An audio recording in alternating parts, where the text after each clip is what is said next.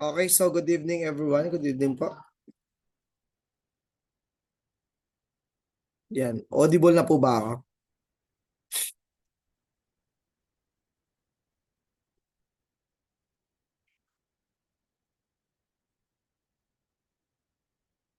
Okay, so let's continue our topic last night, no? So last night we end up with your stages of labor. Yan, so nag-end tayo kahapon dito sa ating stages of labor, which is the first stage, the second stage, and the third stage, and the fourth stage of labor. Yan, mag-start na po tayo sa ating lecture.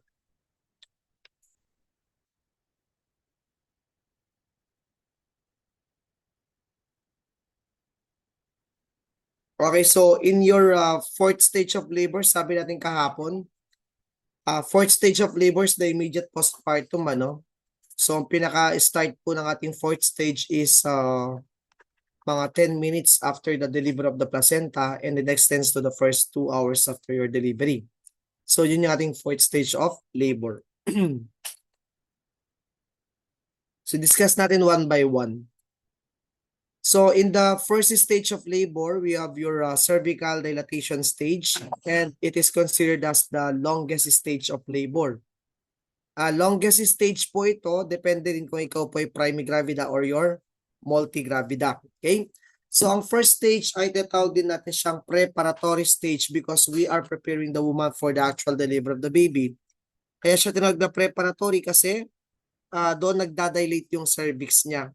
So, per phases of your first stage, it is equivalent to your cervical dilatation or the duration of their labor po. So, yun yung ginagamit natin para ma-identify natin kung siya ba ay nasa first phase, second phase, or the third phase ng ating first stage of labor.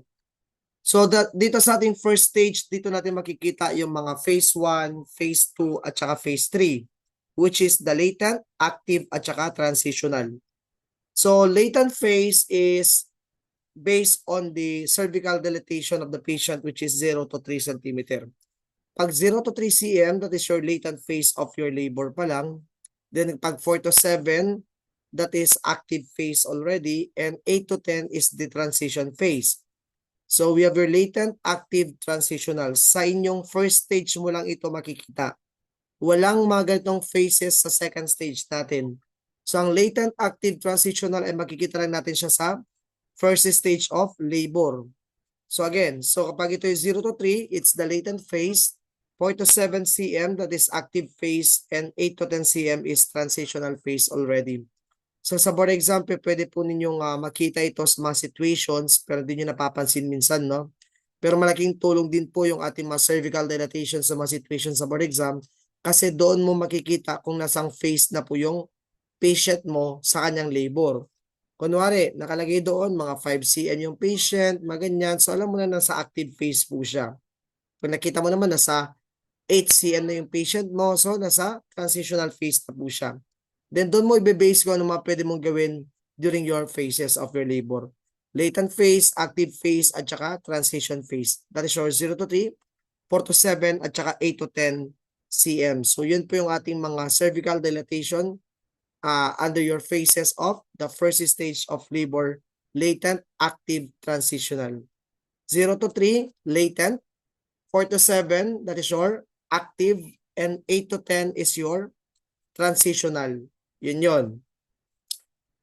So during the preparatory phase of your labor and delivery, which is the stage 1, here are the non-routine procedures to be done to your mothers. Number 1, do not perform maternal shaving.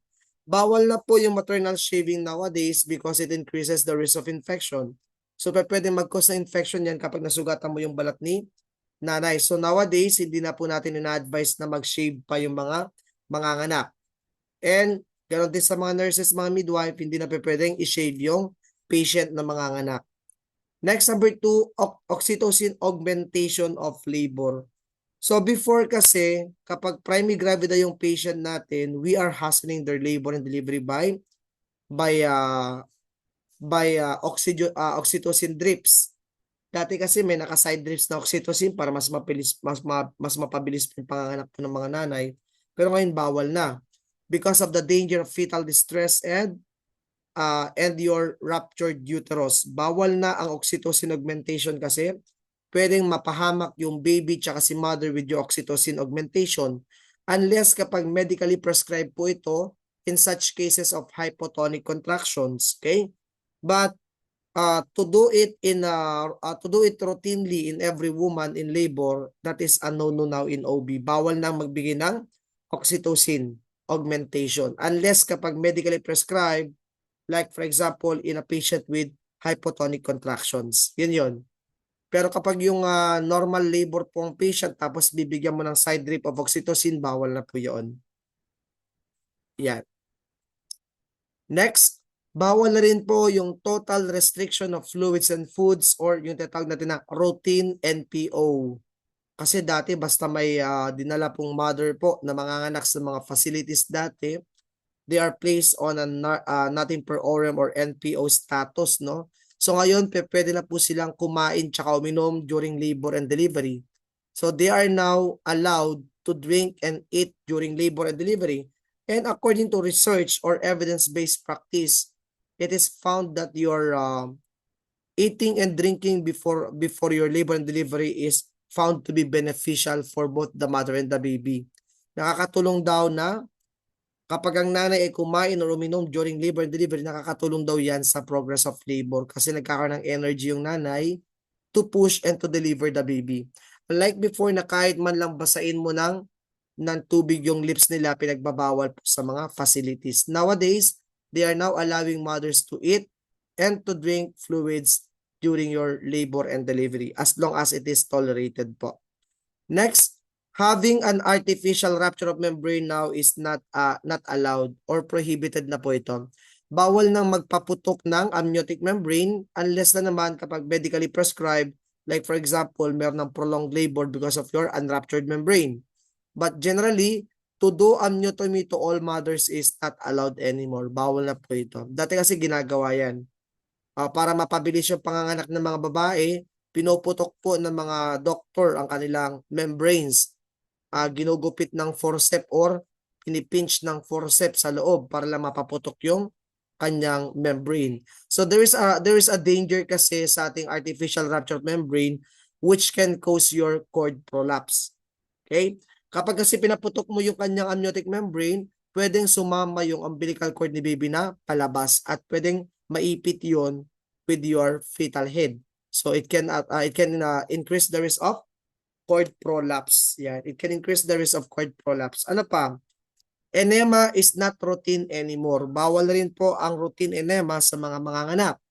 So enema is not allowed now in OB. Bawal na po ito. Hinahayaan na lamang po natin yung passage of flatus during labor and delivery.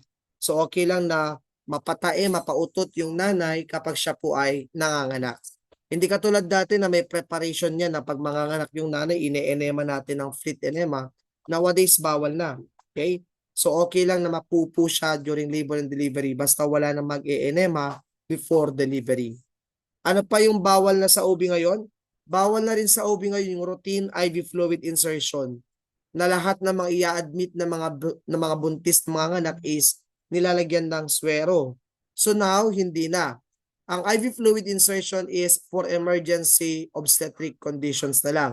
Kunwari, may bleeding, meron siyang signs of hemorrhage, may bleeding yung nanay, or may signs of dehydration yung nanay, doon na lang tayo naglalagay ng IV fluid. But to do it routinely, bawal na po ito. Okay? Kasi dati lahat ng mga nanay na i-admit, nilalagyan talaga ng swero. So ito yung mga non-routine procedures now in your obstetrics. Naintindihan po ba?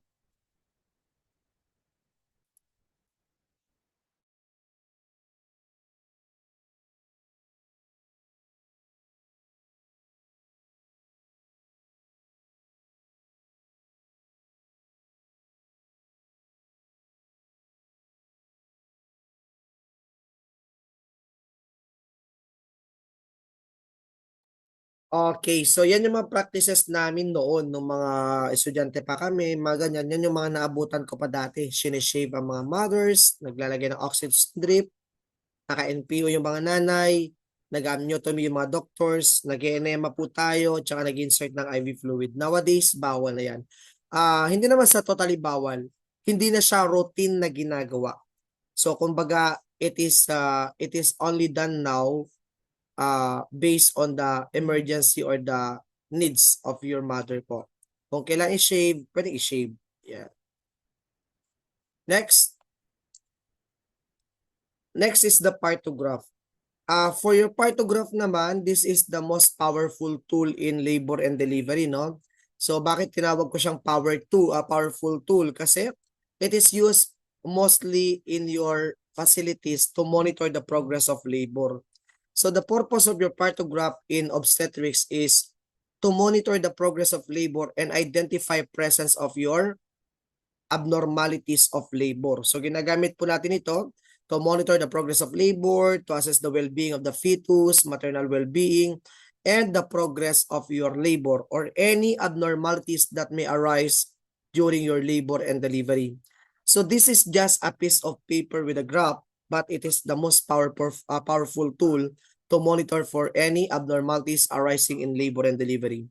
So ginagamit lamang po yung partograph natin for normal cases. Pag abnormal yung case ng isang patient, hindi ginagamitan ng partograph kasi hindi naman siya in a normal delivery. Because partograph is only used to normal cases of delivery. Pag isi-CS yung nanay kasi breech ang baby niya, so hindi mo nagagamitin yung partograph. So pwedeng tanungin po kayo sa board exam kung kailan ginagamit yung partograph tsaka kung kailan hindi siya gagamitin. So always remember, it can be utilized in normal cases of deliveries lang. For abnormal cases like in breech presentation, mother with diabetes mellitus, mother with hypertension, wag mo na siyang i-monitor with partograph kasi automatic cesarean section na po yung mga yung cases na yon. Okay, so wag niyo kakalimutan na pang normal delivery cases lang po ito. Pag abnormal yung OB case natin, expect that this patient will not deliver the baby via normal delivery. So do not use partograph. No need to monitor the progress of labor pag ganun. Yeah. So in the partograph chart, there are 3 color codes po. You have your green, yellow, and your red. Green, yellow, red po ito ha. So green, yellow, and red, yan yung tatlong kulay sa partograph. Green being your normal labor, yellow for your alert labor, and red for your action. Okay, action and referral. So tandaan natin pag yung plotting natin ay nasa green chart pa lang, normal pa yung progress of labor niya. But if it is crossing the alert line, it means slowed or abnormal progress of labor na siya. Pag lumalagpas ka na sa alert line of partograph, it means that you need to refer the case of your patient already. Do not wait until it is coming to action line or it is passing now your action line. So alert line pa lang dapat nire-refer mo na yung case. Okay? At kapag nakarating na siya sa ating action line, kailangan gawan na natin siya ng paraan immediately. Kung kailan i-CS na yung patient, i-CS na yung patient. Yun yun. Okay? Again, so there are 2 lines in your partograph, the alert line and the action line. These lines are important also in partograph. Okay? So, alert line and action line has 4 hours interval. 4 hours interval po ito. Yung 4 hours interval na yan, very critical po yan for referral. Kailangan sa loob ng 4 na oras ma-refer mo na yung patient sa mga facilities. Para pag-abot po ng ating pag-abot po ng patient sa action line ay nasa ospital na po siya at kailangan na lang natin siyang i-CS kung kailangan, yan. So ganun po yung ating partograph. But if your plotting is in the green chart of the partograph, normal lang yun. Okay, walang problema doon. So in your partograph, we are assessing the well-being of the mother and the well-being of the baby also. For the maternal well-being, ano yung mga parameters na makikita natin sa partograph na ginagamit natin to assess the maternal condition? So we can assess maternal condition or maternal well-being by assessing the vital signs of the mother, the pulse, the temperature, the blood pressure, and also the urine output of the mother. So yung pulse ng mga nanay, in-assess natin yan every 30 minutes via partograph. For temperature, standard is every 2 hours. And blood pressure is every 4 hours naman. Then, monitor also your voiding time of the mother. Every voiding dapat nilalagay natin sa partograph. Kasi, If the mother doesn't void more than 6 hours, it can cause atony of the uterus. It can delay the progress of labor. So kailangan mapaihi natin si nanay every 2 hours during labor. So as a health provider, we are tasked to remind the mother to void every 2 hours. Kasi hindi nila maaalala yan na iihi sila every 2 hours. So as nurses, as midwife, dapat nire-remind nila yung mga patient na umihi every 2 hours when they are in labor and delivery. Okay? So yun. Bakit po kailangan nilang umihi? That is to facilitate good uterine contraction because full bladder in labor can inhibit contraction of the uterus. Pinapabagal po niya yung contraction ni uterus kapag puno yung pantog niya during labor and delivery. So yun yung tatandaan natin. Again, to assess the maternal well-being, assess the pulse, temperature, blood pressure, and the urine output of the mother po. For the pulse, every 30 minutes, temperature every 2 hours, blood pressure every 4 hours po.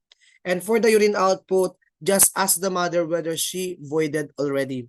Then kapag yes, plus or negative ka lang sa ating chart dito sa baba. Ayun na urine output, sabi dito. Urine output, mag-plus negative ka lang sa oras na inassess mo kung umihi na ba siya or hindi. Kung hindi pa siya umihi, ask the mother to void. And it should be done every 2 hours. Yan.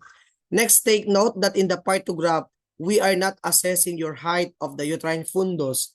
Di natin kinukuha yung height ng uterine fundus sa partograph.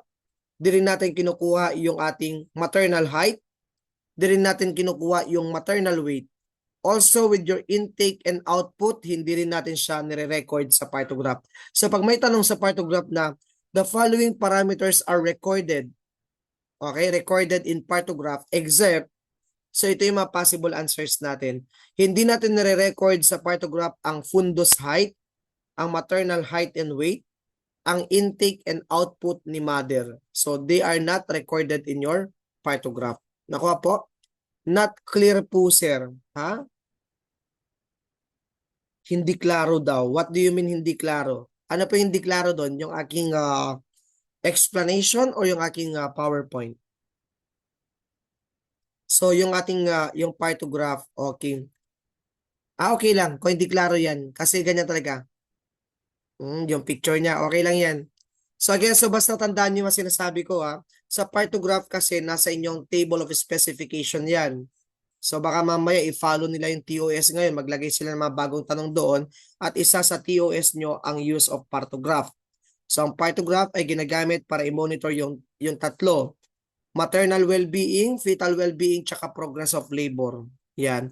So ano yung hindi nire-record sa partograph? Hindi nire-record sa partograph yung ating fundic height, hindi nire-record yung maternal height and weight, at tsaka yung ating intake and output. Intake and output. So, hindi po natin minomonitor yung tatlong yon. Okay? Hindi natin siya minomonitor. So, this is your example picture of the partograph in the Philippines, which is utilized in the labor and delivery room. Yan yung tsura niya. Okay, next. Kung kanina ay maternal well-being, ngayon naman, fetal well-being. So aside sa maternal well-being na minomonitor ng partograph, we are also using partograph to monitor the fetal well-being or the fetal condition. So ang pinaka-hallmark natin or pinaka-cue natin or key sign natin na okay pa si baby is the fetal heart tone. So yan yung pinaka-most important na assessment natin for fetal well-being to assess the fetal heart tone. So ang fetal heart tone assessment, depende po yan sa ating latent phase every hour po ito. Yan, 30 minutes to every 1 hour. Sa latent po yon. Sa active naman is every 30 minutes. Pero kapag nasa transitional phase na yung nanay, every 15 minutes dapat. Ulitin ko ha. Kapag nasa latent phase po yung patient natin, kahit every hour ka lang mag-FHT monitoring. Sa latent phase. Every 30 minutes to 1 hour. That is the latent phase monitoring of fetal heart tone, kung gaano tayo kadalas mag-monitor. Sa active naman, it should be monitored every every 30 minutes. Then sa ating transitional phase, it should be every 15 minutes. At kapag ito po ay nasa second stage of labor na, nanganganak na si nanay, dapat every 5 minutes na po yung ating fetal heart tone monitoring. So that's your FHT monitoring during labor and delivery. So again, ulitin ko, the most commonly used assessment, to reflect the fetal well-being is the fetal heart tone. Kailangan yung fetal heart tone po is nasa range of 120 to 160 beats per minute because that is the normal fetal heart tone. 120 to 160 beats per minute. So it is normal for the fetal heart tone to increase during contraction or to decrease during contraction. Depende po yun. Basta after contraction, it should return to normal 120 to 160. During contraction, pwedeng bumaba yung fetal heart tone niya. Then after contraction, dapat mag-normal din siya ng 120 to 160. So normal lamang po yung pagbaba kapag nagko-contract yung uterus ni nanay. But if it will persist after contraction, that is abnormal already. Kasi kailangan bumabalik po yan sa normal after your contraction of the uterus. Okay? So any fetal heart tone less than 120 is fetal distress. And any fetal heart tone more than 160 is also a sign of fetal distress. Okay po ba? So stress yung baby kapag less than 120 at saka more than 160 yung fetal heart tone po nila. So yun yung mga signs ng fetal distress. So tachycardia of the fetal heart tone is an early sign of fetal distress. Yan yung pinaka-earliest sign of fetal distress. Fetal tachycardia. Yan, fetal tachycardia. While the late sign of fetal distress is your fetal bradycardia. Or check for your meconium stained amniotic fluid. If there is a passage of green amniotic fluid or greenish amniotic fluid, that is also a sign of fetal distress. Again, so another sign of your late fetal distress is your green amniotic fluid. Bakit meron ng green amniotic fluid? That is a sign of meconium staining due to the relaxation now of your sphincter muscles of the baby. Okay, since stress na si baby, wala na siyang lakas para i-control pa yung kanyang sphincters. So nagre-relax na po yung anal sphincter niya at nakaka-escape na yung kanyang pupo. Okay, staining the amniotic fluid of your baby. So any presence of green amniotic fluid in a cephalic presentation baby, you must refer the case immediately. Dapat i-refer mo na agad-agad yung case kasi that is a sign of fetal distress. That is a sign of fetal distress. Nakasabay po ba? So again, what is the most earliest sign of fetal distress? Fetal tachycardia. What is the late sign of fetal distress? Fetal bradycardia. How about if there's a green amniotic fluid? What does it indicate? It indicates fetal distress also. And what should be the action of the nurse or of the midwife or health providers that are caring for the patient when there's a green amniotic fluid? What is your first action? Your first action is to what? To refer the case immediately. Yan. Kasi wala ka nang pwedeng gawin diyan kasi fetal distress is a condition to be reported and notified to the physician immediately. So kailangan ma-notify yung physician kasi late sign of distress na po 'yon. Late sign of distress na 'yon. Yes po, the green amniotic fluid is under your late sign of fetal distress. So late sign na kasi 'yon. So kailangan makagawa na tayo ng paraan para i-save yung baby. Yan. So there are different colors of your liquor or your amniotic fluid and it means something to the baby po. So the color of the fluid may reflect the fetal condition also. Okay, in partograph kapag nabasa mo yung letter B, it means to say that the amniotic fluid is bloody. Kapag letter E ang nakita mo, I means intact. Okay, intact or absent pa yung kanyang amniotic fluid. Hindi mo pa makita yung amniotic fluid na lumalabas. Intact pa siya. M for your green stained amniotic fluid. And A for absent or ruptured na. And C is the normal amniotic fluid plotting. Pag C ang nakita mo sa partograph, it means to say that there is a passage of clear amniotic fluid.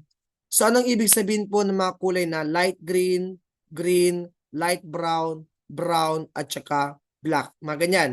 So may maibig sabihin po yan. Okay, so ano ang ibig sabihin ng light green? Ang ibig sabihin ng light green amniotic fluid is post-dated pregnancy. Post-dated pregnancy na po yan. So ito na yung mga post-maturity. Post-maturity syndrome. So kumbaga, naabot mo na yung due date mo pero hindi ka pa nanganganak. So ang kulay ng lalabas na amniotic fluid ay light green. How about kapag green ang lumabas? Kapag green naman ang lumabas, it indicates what? It indicates your meconium staining yan. Meconium staining naman po ito. And it reflects fetal distress.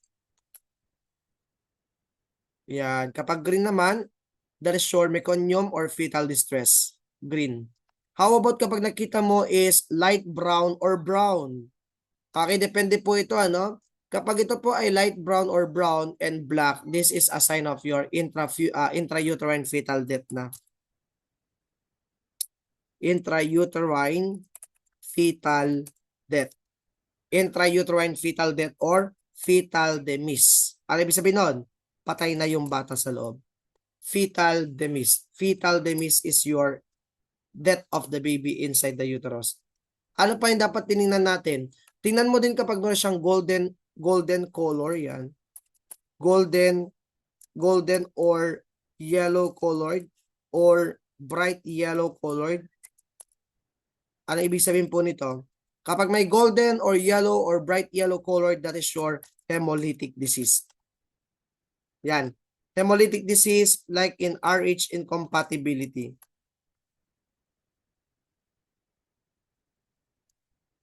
Okay. So pag ito po ay golden or yellow or bright yellow, that is a sign also of your hemolytic disease or RH incompatibility. Prepare your ROGAM pag ganon. Okay? Prepare ROGAM kapag may golden yellow amniotic fluid. Okay. So the short color of the liquor, it may also reflect the well-being of the fetus. Pag light green siya, post-dated na yung pregnancy mo. Pag green siya, meconium stained na yung amniotic fluid, sign of fetal distress na po yun. Pag brown, black na po siya, fetal death or fetal demise.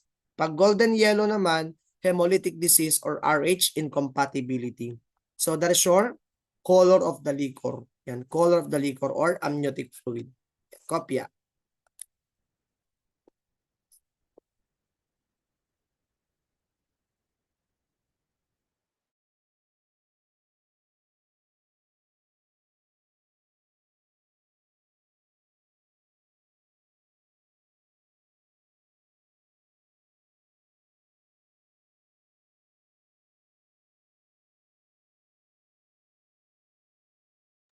Okay, so that is the color of the liquor or the color of your amniotic fluid and the indications of each color of your amniotic fluid.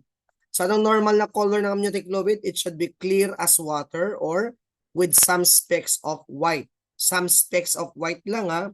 Yung some specks of white na yan, yun yung ating vernix caseosa.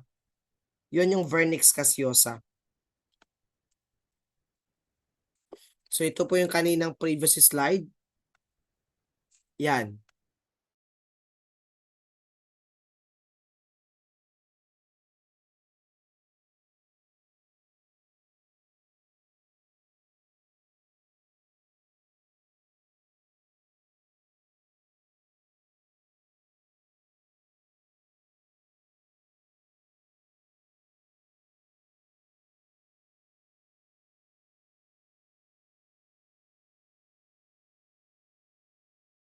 Okay na po ba? Yeah. So hanggang 8 PM lang tayo. Same last night. Para di mabugbog yung utak nyo. Okay, so number 3, we have your progress of labor. So isa pa sa inassess natin sa partograph is the progress of labor naman. So to determine the progress of labor, we are using your cervical dilatation to monitor the progress of labor. So tulad din ng sinabi ko kagabi, pinaka ginagamit natin to monitor progressive labor is your what? Is your cervical dilatation. Yan. So as nurses, as midwives, as obstetricians, kailangan i-check natin yung cervical dilatation ni patient every 4 hours. Never perform frequent internal examination. Bawal po yung every hour na IE or more frequent na IE kasi you are increasing the risk of infection kapag nag-IE ka more frequently. So what is the most ideal frequency of internal examination? The most ideal frequency of your internal examination is every 4 hours. And during your internal examination, what should be used? Gloves. Is it your clean gloves or sterile gloves? Sterile gloves po ba or clean gloves? Kapag nag-ai po tayo, it should be sterile gloves po tayo. Okay? Sterile gloves dapat kasi internal examination be sterile gloves yan. Then what finger is being used in your internal examination? We are using your index and your middle finger po. Yan. Index and middle finger ang ginagamit natin. Yan. Index and middle finger. So each finger represent 1 cm na po. So pag ito naipasok mo, 1 cm na po yun. Kapag naidalawa mo, 2 cm na po yun. Pag ginanyan mo siya, 3 cm na. Pag ganyan, 4 cm. Pag ganyan, 5 cm. So pag nilalagyan mo ng isang daliri sa pagitan niya, that is your centimeters po. 1 finger breadth is equivalent to 1 cm kasi. In average finger kasi may mga finger na makapre, yung mga malalaki yung daliri. So pag matataba yung daliri mo, ay wag mong i-1 cm yun. Ba 1.5 na po yung sa iyo. So pag mga regular fingers lang, katulad ng mga fingers natin, 1 cm yan. 1 cm per 1 finger breadth. Yan. Pero pag sobrang taba, yan. Dok, 1 cm, pero ang taba ng daliri mo, baka 1.5 na yun. Oh.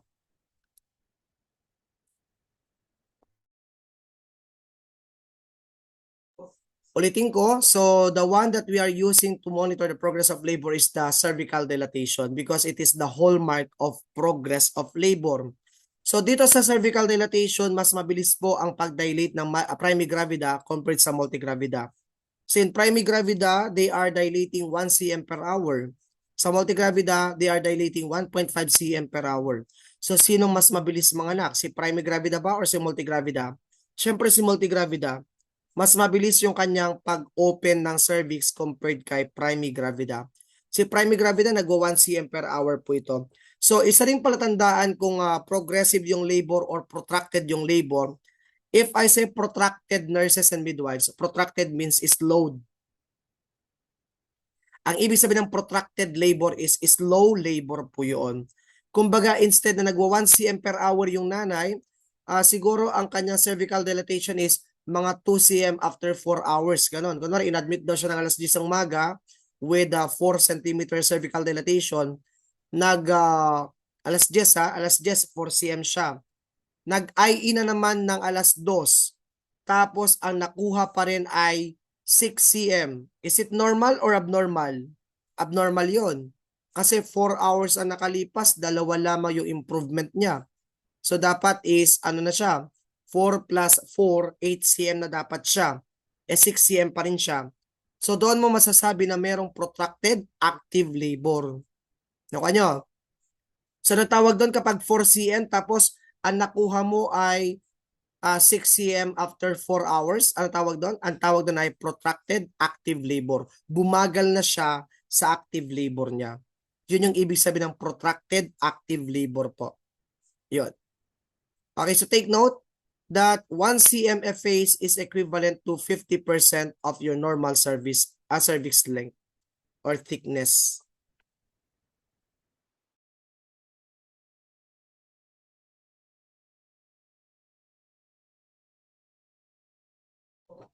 Sa effacement kasi, nakabase po yan sa kapal ng cervix. Pag sinabi kasi nating effacement, it is the shortening and the thinning of the cervix.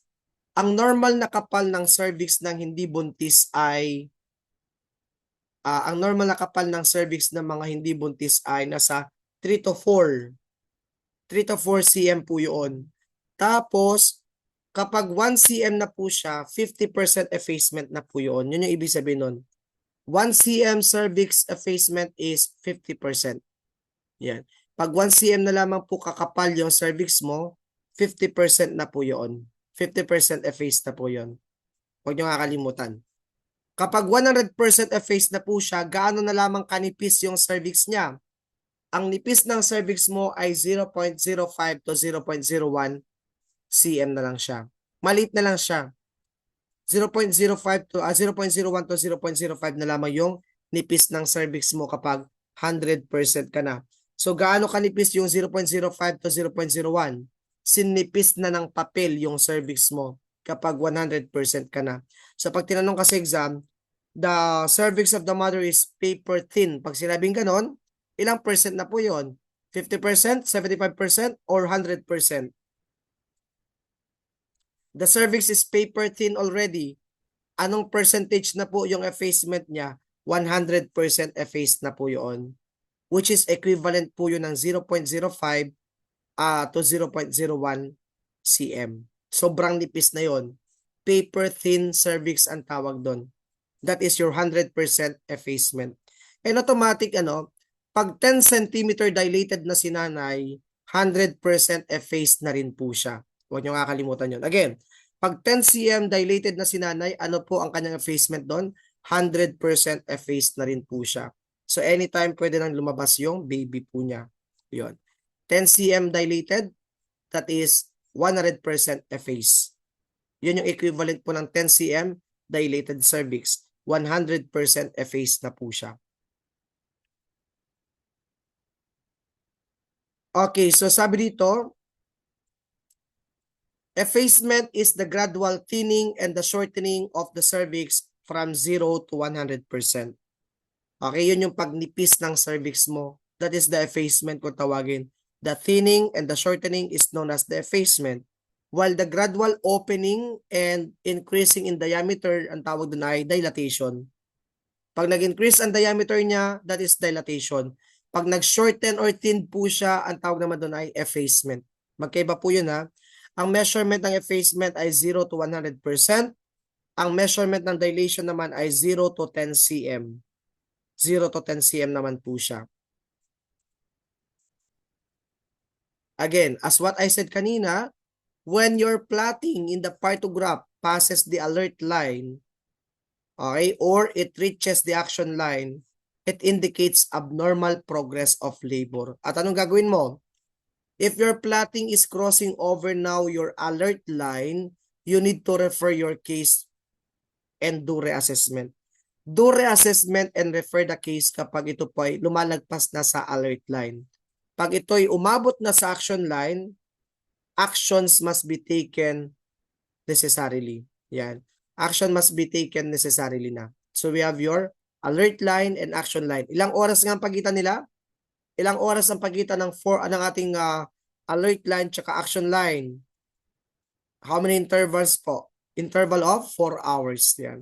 There is an interval of 4 hours between alert line and action line of the partograph. So yun lang. Okay? So yun yung ating partograph. Yun yung ginagamit natin sa ating stage 1 of labor to monitor the progress and to identify presence of abnormalities in labor po. Now, let's go to your duration of stage 1. The duration of stage 1 is depending on the mother's status po. Pag primigravida, 8 to 12 hours ang tagal ng kanilang labor. Pag multigravida, 6 to 8 hours lamang po yung kanilang pagle-labor. So bakit mas mabilis ang multigravida? Kasi mas mabilis ang cervical dilatation nila. Nagdadilate ang cervix nila ng 1.5 per hour. Ang primigravida, 1 cm per hour talaga siya. Okay? I-admit mo ng alas 8 ng gabi ang primigravida, manganganak pa yan ng alas 8 ng umaga. Ganun po katagal yung labor ng mga primigravida. I-admit mo ang multigravida ng alas 8 ng gabi, manganganak na po yan ng anong oras? Anong oras na po kaya siya nakanak? Kung na, tinanong ka sa board exam, the mother is about to deliver the baby or expected to be delivered na yung baby, on which time na? O kung alas 8 mo siya in-admit, A, A, 10 p.m., B, 2 a.m., C, 5 a.m., or D is 8 a.m. Anong oras na siya manganganak? Anong oras na siya pwede nanganak? 2 a.m. Bakit? Kung inadmit mo siya ng alas 8, yan, inadmit mo siya ng alas 8, tatagal lamang yung labor niya ng mga 6 hours. So bibilangin mo 8, 9, 10, 11, 12, 1, 2. 2 a.m. pa lamang, manganganak na yon. 2 a.m. pa lang manganganak na po siya kasi multigravida yung nanay. Yan, multigravida yung nanay. So that is your duration of your labor po. Pag multigravida yung nanay, 6 to 8 hours po yung kanyang labor. Paano po ulit? Inadmit mo ng alas 8 ng gabi yung multigravida na nanay. So, kailan yung expected na delivery ng kanyang anak or ng baby niya? A, 10 p.m., B, 2 a.m., C, 5 a.m., or D, 8 o'clock a.m. So, sagot natin 2 a.m. kasi tatagal lang ng 6 hours yung kanyang labor and delivery. Nakuha nyo na? Yun. Kasi pag multigravida, mas rapid yung kanyang cervical dilatation. Isa pa, the patient was admitted around 4 o'clock p.m. this afternoon. She is G1P0. G1P0. So the baby is expected to be delivered on which time? A, 10 p.m., B, 12 a.m., C, 2 a.m., or D, 5 a.m. Ano sagot natin? Ano sagot natin? 4 p.m. mo inadmit yung bata. O, bibilang ka na, 4 p.m., 5, 6, 7, 8, 9, 10, 11, 12. Okay? So, mga 12 a.m. pwede na ma-deliver yung bata. Yan, 12 a.m. pwede na ma-deliver yung bata. So, yun. Kasi 8 to 12 hours yung itatagal ng kanyang labor and delivery. Naintindihan po ba? So, yun. So, 8 to 12 hours ang primary gravida, 6 to 8 hours ang multigravida. So, yun yung pagkakaiba po ng oras ng kanyang panganganak. Pero, mostly, pag sinabing primary gravida, talagang umaabot yan ng 12 hours. Yun, mostly. Umaabot siya ng 12 hours. Kumbaga, pag inadmit mo siya ng 4 p.m., manganganak siya ng 4 a.m. or pwedeng 3 a.m., pwedeng 4 a.m., pwedeng 5 a.m. So, that's your primary gravida. Okay. So, kasi mas mabilis yung kanyang cervical dilatation. Again, so in your labor and delivery, as what I said kanina, in stage 1, there are 3 phases po. Stage 1, phase 1, phase 2, phase 3. Phase 1 is the latent phase. Phase 2 is the active phase. Phase 3 is the transitional phase. Yan.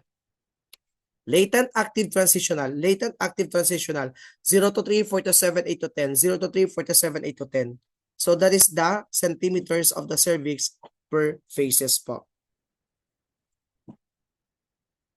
So during labor and delivery, promote mothers with breathing exercise and relaxation po. Promote to mother your breathing exercise and relaxation. Encourage ambulation and walking po. Why we encourage ambulation or walking? To facilitate your fetal descent. The more kasi na naglalakad-lakad ang mga nagle-labor na nanay, the more na bumababa yung baby. It facilitates fetal descent. So beneficial po yung ambulation sa mga laboring woman natin. Do not place the patient in NPO. Do not place the patient in NPO. Tandaan niyo yan. Pwedeng kumain, pwedeng uminom during labor and delivery.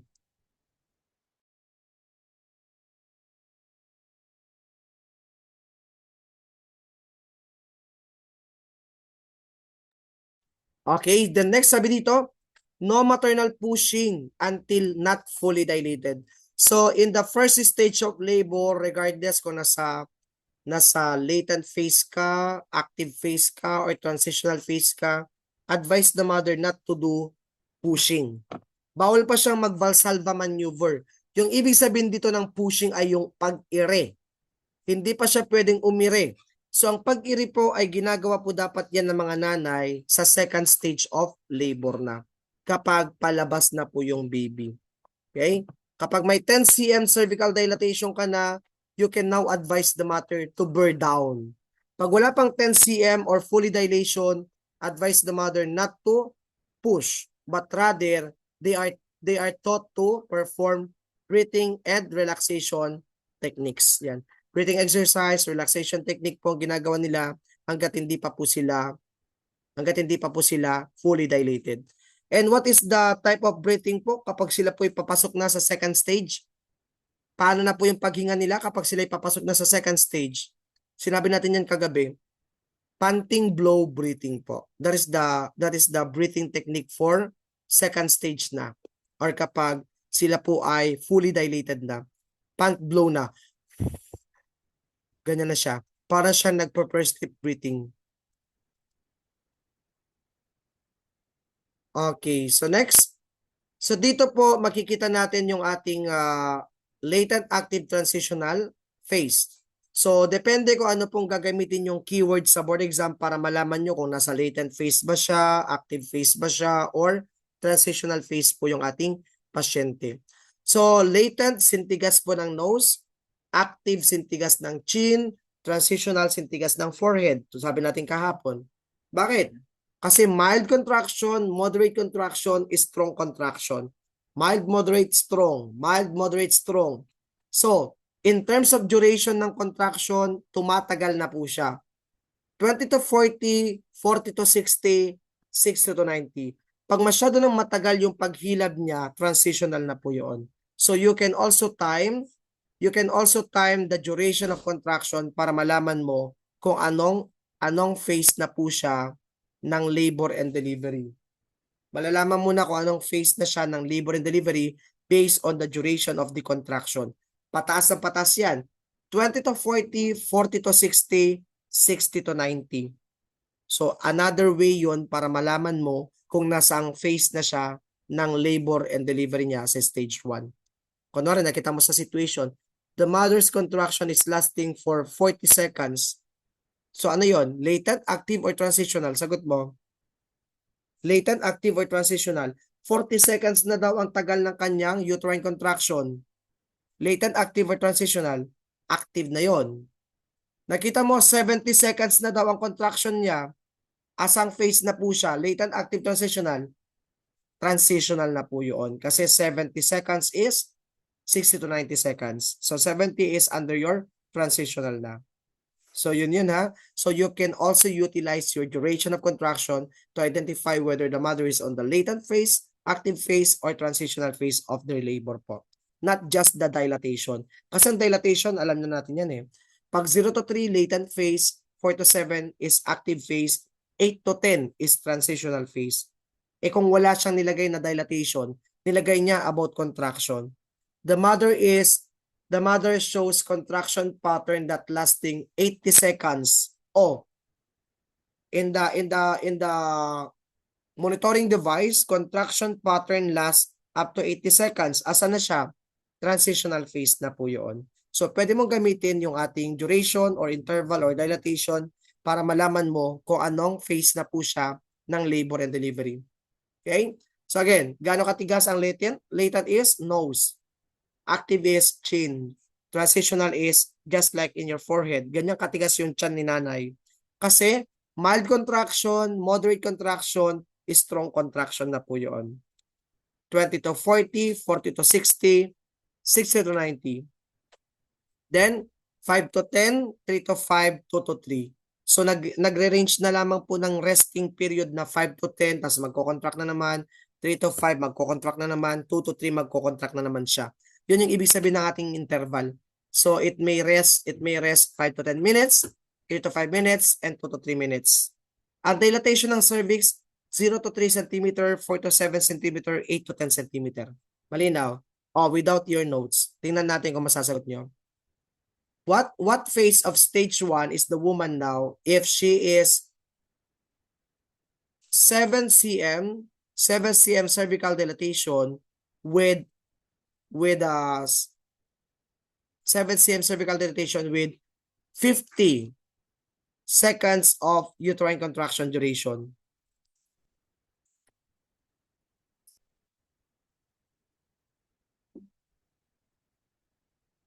Asa na siya?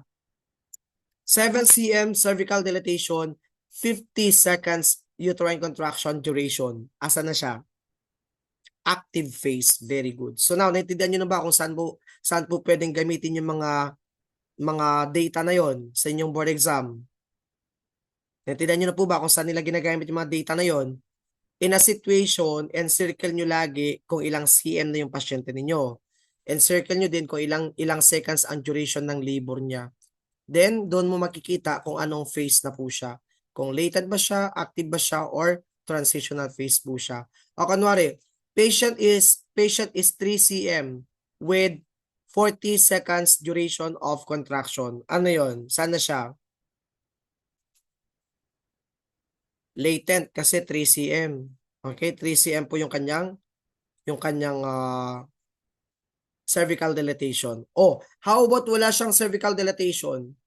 Sabi doon, yung patient daw is nag-contract daw siya ng 9 o'clock AM, nag-end daw siya ng 9:01 AM.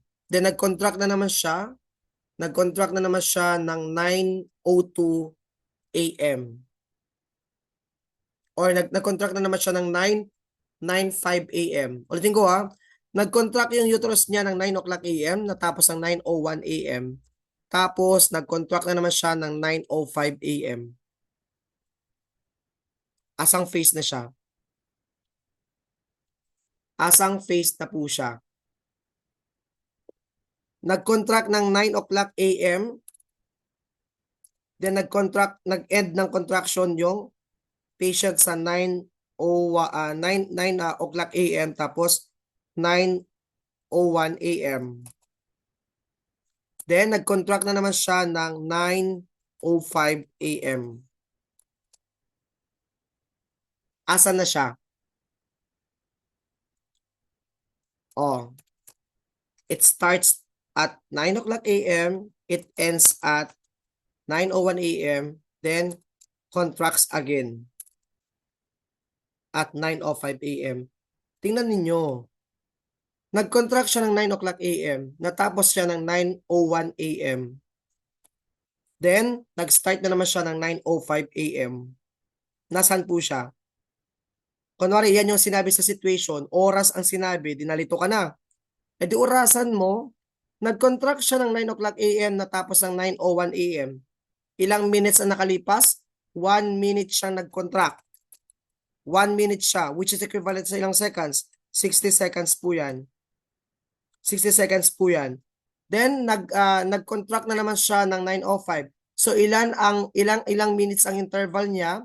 From 9:01 to 9:05. Ilang minutes ang interval niya? Nagkaroon siya ng 4 minutes interval. 4 minutes interval po yan. So, kung babalikan natin yung lecture natin kanina sa chart, saan siya pasok? Saan siya pasok? Pasok siya sa active phase of labor. Saan siya pasok? Sa active phase of labor po siya pasok.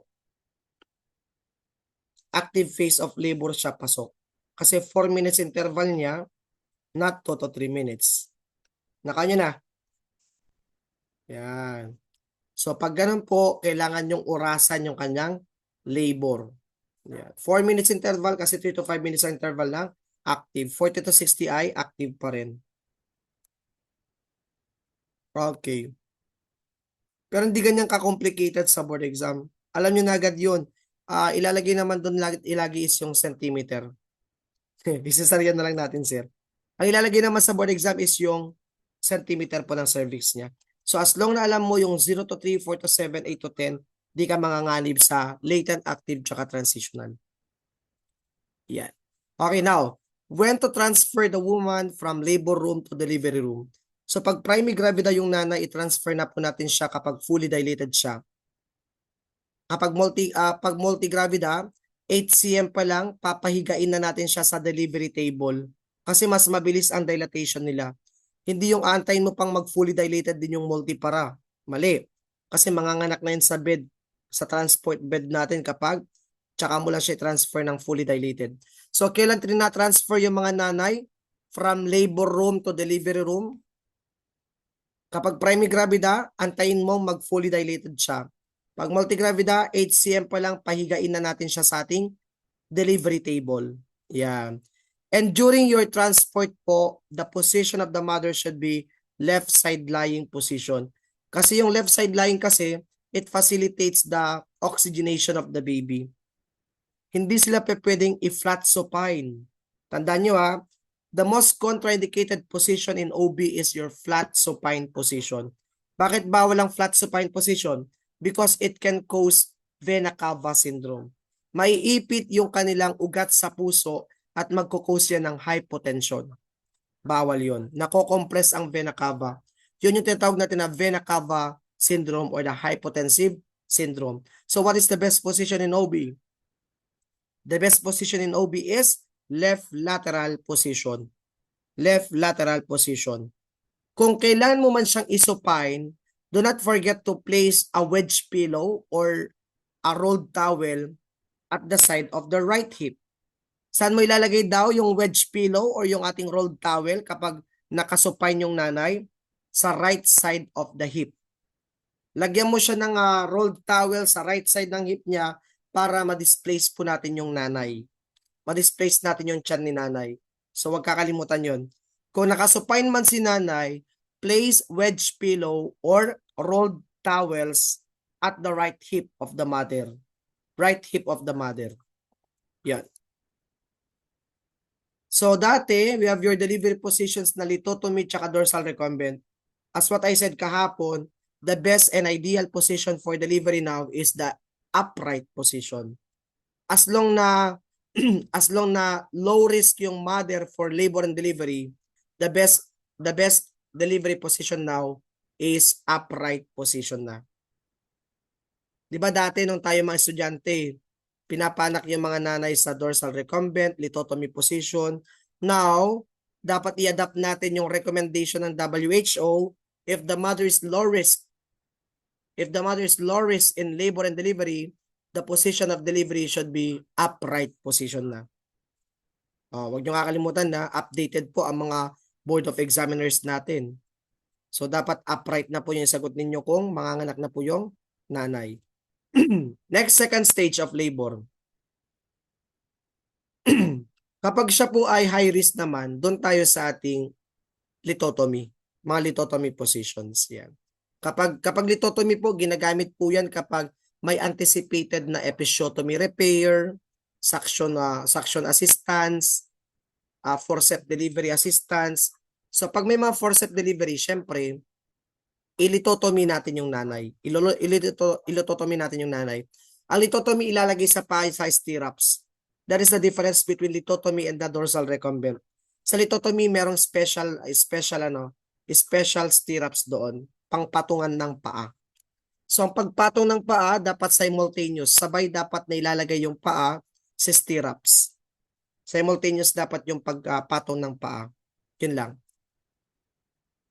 Okay, so sa fetal expulsion stage, dito po imo-monitor na ng ating mga nurses, mga midwife, ang fetal heart tone ni patient every 5 minutes to 15 minutes na. Every 5 minutes to 15 minutes na. So ang primigravida, nilalabas na po nila yung baby nila in 50 minutes. Pag multigravida naman or multipara, 20 minutes pa lang lalabas na yung baby. Once na 10 cm na sila, po sila, within 50 minutes, lalabas na yung baby kay primipara. And within 20 minutes, lalabas na yung baby kay multipara. So again, when is the beginning of second stage? The beginning of second stage is 10 cm or fully dilated cervix. And when will it end? It will end upon the delivery of the baby. Okay, yun sinabi natin kagabi. So it will end upon the delivery of the baby. So what is the cardinal movements of labor? Ano bang fina-follow ng baby? The cardinal movement of your labor is your end-fire area. Una, engagement, then descent, then flexion. Yan. Engagement, descent, then flexion. Then internal rotation. Then extension. Yan. Then extension. Then external rotation or restitution. Then expulsion. So anong part ni baby ang unang lumalabas? Is it the anterior shoulder or the posterior shoulder daw? Anong unang lumalabas sa part ni baby? Pagkalabas ng ulo niya, anong next na lalabas? Anterior shoulder or posterior shoulder? Anterior shoulder po. How do we deliver the baby's anterior shoulder? Ano ginagawa mo? To deliver the anterior shoulder, we are what? Pulling upward or pulling downward? How to deliver the anterior shoulder? Gently pull downward. Yun po yung pagpapaanak. Hilain mo pababa, then lift mo pataas. Yeah. To deliver the posterior shoulder naman, gently lift upward.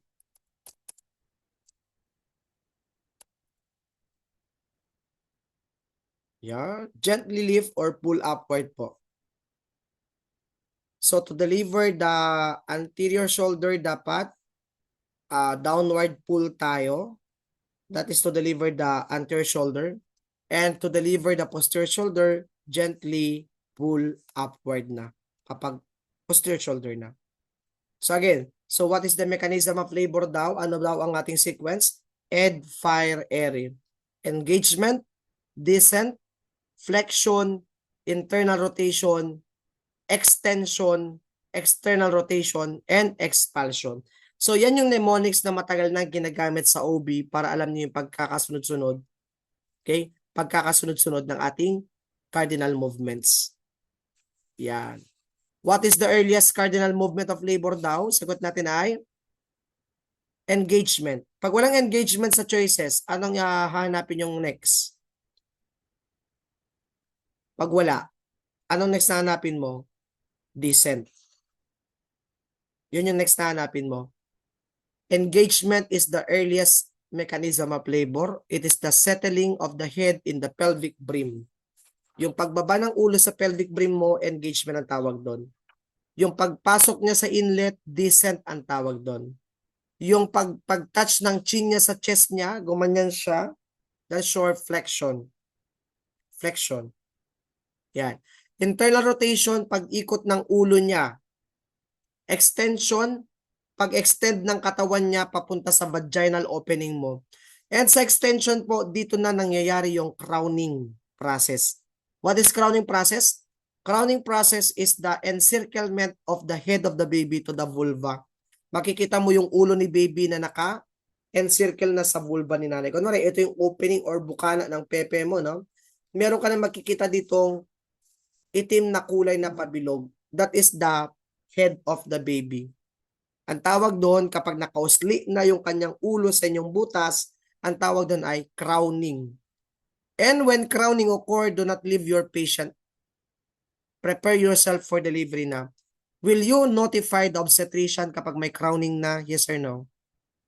Pwedeng itanong yon. What is the immediate priority action of the nurse or the midwife or the NA kapag nakita po niya na naka-crowning na yung ulo ni baby? Ano gagawin mo daw? A. Notify the physician.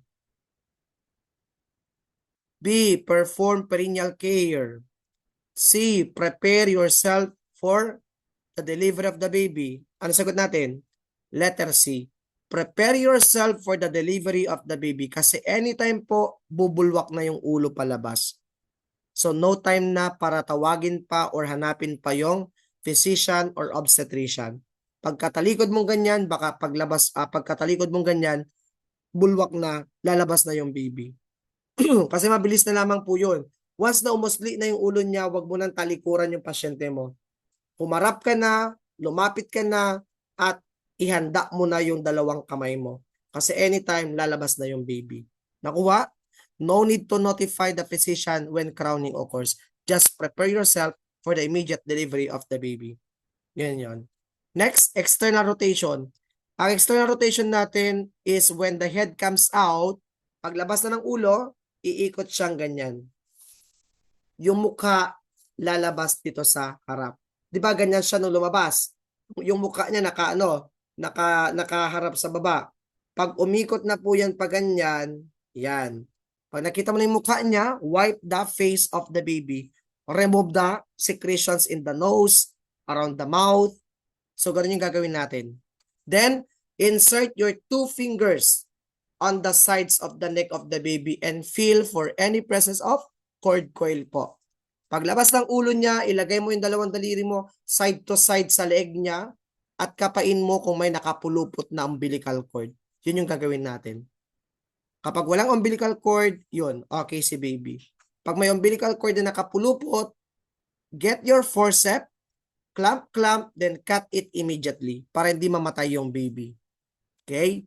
So kapag ganun po kapag may dalawa kang nakitang, kapag may nakapakang cord na nakapulupot sa leeg niya at medyo mahigpit, kunin mo yung 2 clamp mo at i-clamp by clamp mo side to side, then cut the cord immediately. Okay? Kasi pag di mo pa kinat yun, it can lead to asphyxiated baby. Mamamatay yung baby or hindi siya makakahinga. So yun. So that is your Ed-Fire area. So naintindihan po ba yung Ed-Fire area natin? Engagement, descent, flexion, internal rotation, extension, external rotation, and expulsion po. So that is your second stage of your labor. So in your fetal delivery, always remember to instruct the mother to push during contraction and rest in between contraction. So tulad na sabi natin, bawal mag-push pag hindi pa siya 10 cm. So sasabayan talaga ng nanay yung contraction ng uterus niya. Pag naramdaman niyang tumigas yung tiyan niya, dapat mag-push din siya. Pag lumambot na or nagpahinga na yung contraction ng tiyan niya, magpahinga din dapat siya. Basta tandaan natin, as nurses, as midwives, bawal mag-fundal push or yung tatawag natin na Christeller maneuver. Why? Ito yung ginagawa ng mga ospital, yung ginaganyan nila yung tiyan ng nanay para mapabilis yung panganak nila. Bawal yun. Why bawal yun? Because it can lead to inside-out uterus or uterine inversion. Okay? It can lead to uterine inversion po. No to fundal pushing or Christeller maneuver. Yan. So, ano ang pwedeng gawin natin kapag i-assist natin yung delivery ni baby? Ang pwede, Ritgen's maneuver. Anong Ritgen's maneuver? Kuha ka ng clean gauze or any form of clean towels, yan. Clean blanket, clean towels, clean gauze. Not necessarily sterile kahit clean lang, okay lang yon. Itatapal mo ngayon yan sa perineal area ni nanay. Bakit kailangan mong ilagay yon sa perineum niya? That is to facilitate your controlled head delivery. Para dahan-dahan nalalabas yung ulo ni baby at hindi siya mapunitan. Ang tawag sa maneuver na ay modified Ritgen's maneuver. Or it is your coccygeal pressure application. Coccygeal pressure ang tawag doon. Application of coccygeal pressure, it's known as your modified Ritgen's maneuver. Anong purpose po nito? Ang purpose ng application of coccygeal pressure or a pressure over the perineum is to prevent massive perineal laceration and to assist your fetal head delivery. Lumalabas po yan sa OB. Anong ginagamit natin to assist your fetal head delivery? Ang tawag doon, Ritgen's maneuver. Paano po yung Ritgen's maneuver? Using a clean cloth or gauze, apply it over the perineum and apply pressure to control the fetal delivery to prevent laceration. So yun. So that is your fetal delivery. Okay, pagkalabas ni baby, anong next na gagawin natin? Right after the delivery of the baby, check the neck for any cord coil. Sinabi ko na yan. Then wipe the mucus over the face, no suctioning na. Bawal na i-suction yung bata ngayon. So, since wala nang suctioning sa bata, ano nang gagawin natin? Your first action now is to dry the baby immediately. Unang yakap. After calling out the time of birth and the sex of the baby, ang first step natin dyan is to dry the baby immediately. Dry the baby immediately using dry, warm towel. No wiping out of vernix caseosa. Huwag mong tatanggalin yung vernix caseosa kasi protective substance po yan kay baby. Ano itsura ng vernix caseosa? It's the white cheesy covering in the skin of the newborn. Yan. Then after mong madry yung baby, anong next na gagawin mo? Skin to skin contact. Place the baby lying prone in your maternal abdomen. Okay? Lying prone in the maternal abdomen. So why we are performing this two-step in unang yakap or in newborn care po? Bakit kailangan gawin natin tong unang dalawang step na to? This is to protect the baby from hypothermia. To prevent hypothermia. Kasi pag hindi mo drenay si baby after delivery, it will lead to evaporation heat loss. It will lead to evaporation heat loss. Ano bang ibig sabihin ng evaporation heat loss? Sisingaw yung amniotic fluid at sasama yung init ng katawan niya. So babagsak ang body temperature ni baby kapag sumingaw. Okay, sumingaw yung amniotic fluid with air. Yan, tawag doon evaporation. How about, bakit kailangan mong skin to skin contact si baby? Bakit kailangan mo siyang ipatong sa tiyan ni nanay? Kasi ang tiyan ni nanay mainit po. Kasi hindi pa pwedeng ipatong si baby sa mga malalamig na surface. Pag nilagay mo sa baby sa malamig na surface, it can lead to conduction heat loss. Conduction heat loss po yun. So always place the newborn in heat or in warm surfaces po. Katulad sa board exam, nilagay daw ng ating nurse yung bata sa cold stainless weighing scale. Anong pwedeng mangyari doon kapag malamig yung bagay na pinaglagyan mo kay baby? That is conduction heat loss. Conduction heat loss po yun. Okay? Ayun. Next. Yun yung ating unang gagawin ha. Dry the baby immediately using a clean dry cloth. Thoroughly dry the baby, wiping the face, eyes, head, front and back, arms and legs. So anong unang pinupunasan kapag tayo nagda-dry? Face. Eyes and face po ang una nating nililinisan sa mga baby. Eyes and face ang unang nililinisan kay baby. Next, kapag naka-skin to skin contact, anong position daw ni baby? Prone. It's either prone in maternal abdomen or chest. Yan. Then, number 3, properly cord clamping and cutting. So, clamp and cut the cord after the cord pulsation have stopped. That is the best time for you to clamp and cut the cord. Tsaka mo lang ika-clamp yung cord kapag nag-stop na yung pulsation niya. That is the best time.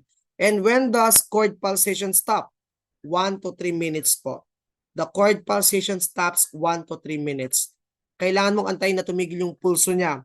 Kasi sayang yung 80 to 100 ml of blood na pumupunta kay baby during delayed cord clamping. Tanong ko, ilang ml daw po ng dugo ang dumadaloy pa during your cord clamping, delayed cord clamping? Ilang ml daw? 80 to 100 ml of blood. Meron pa rin dumadaloy na 80 to 100 ml of blood during your delayed cord clamping from the placenta. And that 80 to 100 ml of blood is essential to prevent anemia of the newborn. Yan. The next, kapag na-clamp mo na yung cord, first clamp should be applied 2 cm above the base and second clamp should be applied 5 cm from the newborn's abdomen or base. Tandaan nyo to, baka itanong po sa board exam ninyo, gaano daw kalayo ang first cord clamp? Yung plastic cord clamp natin, that is the first clamp to be applied. 2 cm dapat from the base po yun. Yung instrument clamp or the second clamp is 5 cm naman yon from the base. Now, where will you cut your cord? Saan mo ikakat ngayon yung cord? Cut the cord near to the first clamp. 3 cm, very good po. Cut the cord near to the first clamp or the 3 cm po. Then observe for oozing blood and never milk the cord. Sabi dito, do not milk the cord towards the newborn. Bawal kasi yun. Then after mo pong maklamp ang cord, anong gagawin mo na? Give 10 units of intramuscular oxytocin to the mother. So kailan ka nagbibigay ng oxytocin sa nanay? Before cord clamping or after cord clamping po? After cord clamping. Okay, after cord clamping, give oxytocin 10 units IM to the mother. So that is your step number 3. So step number 4 natin, non-separation of the baby during breastfeeding. Ito tawag natin na rooming in and breastfeeding po. So, anong ginagawa natin sa rooming in and breastfeeding? Non-separation. Dapat magkasama lagi sa isang room yung nanay na nanganak at saka yung baby po niya. Never separate the mother and the baby in 24 hours. So, within 24 hours, isang room lang dapat sila. Yan. Within 24 hours, iisang room lang dapat po sila. Are we clear with your unang yakap in your second stage of labor and delivery? Naintindihan po ba tayo sa ating apat na step? Yes? Okay, very good po. Sinabi ko na yan. Okay, cord clamp, 2 cm above the base. Second clamp, 5 cm above the base. No milking of the cord, bawal po yun. And no application of any substances into the cord. Kahit alcohol, bawal ilagay. Then, observe for oozing blood in the cord. Pag may oozing blood sa cord, just apply firm pressure po. Just apply firm pressure. And always cut your cord with sterile scissors. Bakit po? To prevent tetanus infection of the cord. Anong ginagamit natin? Sterile bandage scissor para hindi po magkaroon ng infection yung cord ni baby. Yun. Again, tandaan nyo ha, never apply anything onto the cord. So, just leave the cord clean and dry. Yun yung ating best cord care po ngayon. Maintain it dry and clean. That is the best cord care nowadays. Lumalabas yan sa board exam. Maintain it dry and clean. Malinaw. And never hasten the detachment of the cord. Just wait for the cord to fall off on its own. Just wait for the cord to fall off on its own. Nakuha nyo? Just leave the cord dry and clean and wait for the cord to fall off on its own. What if nagpanak sa kalsada, ano kaya ang pwedeng i-clamp? Clean ties. Clean ties po. Pwedeng sinulid, pwedeng sinulid po. Sinulid, pwede po yun. Clean ties po tayo. Okay, non-separation and breastfeeding as what we said kanina, a delay or no facility discharge for 24 hours kasi kailangan meron tayong rooming in na tinatawag. Non-separation of the mother and the baby in 24 hours. So nurses and midwives, all procedures must be done at the bedside of the mother or beside the mother po. Lahat ng ginagawa natin na CRIDS prophylaxis, pag-inject ng vitamin K, pag-inject ng BCG, Hepa B, dapat ginagawa po yan beside the mother na. Yan. Next, initiate early breastfeeding. Initiate breastfeeding in the first half hour after delivery and abide with EO51 code and RA 7600. What is EO51? Milk Code of the Philippines. How about RA 7600? The Breastfeeding and Rooming in Act of the Philippines. Yun. So that is your intrapartal OB. So any question po tayo sa ating intrapartal OB? Yung third stage of labor kasi, papasok na po tayo sa third stage of labor which is the postpartum. And yung video po noon, available naman yun sa YouTube. Okay? So panoorin nyo na lamang po yung video nun sa YouTube, yung postpartum OB kasi mas wide yung explanation ko po doon. Ayan. RA 7600 po. That is the Rooming In and Breastfeeding Act. So hanggang dyan na lamang tayo ngayong gabi. So bukas ay may schedule ulit tayo ng lecture bukas ng gabi but not obstetric concept na. So ang ile-lecture ko na bukas is medical concept naman. Medical surgical concept. Kasi yung aking postpartum OB available naman na yun sa YouTube. So pwede nyo na rin panuorin doon. Kasi mas broad yung explanation ko doon. Ayan, so see you again bukas ng umaga for the nurses for the rationalization of number 51 to 100. Yan po. Okay, so see you again bukas sa mga final coaching ng nursing and sa gabi naman for your booster lectures.